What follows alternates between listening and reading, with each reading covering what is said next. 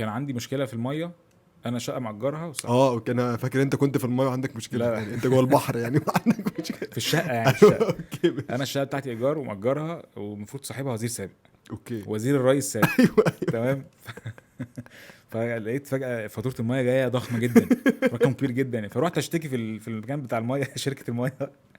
بقول له باشا لو سمحت ايه الرقم ده، ولا هي عشان شقه وزير الميه يعني؟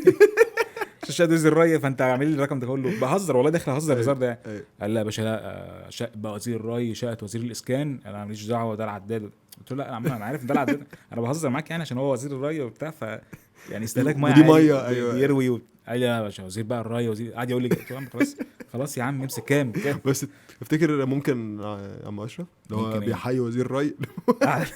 لا لا مفيش الكلام ده اكيد يعني. طلع عندي مشكله في حاجه بتنقط في البتاع، فبتنقط بقى لها شهر، فعامله رقم يعني.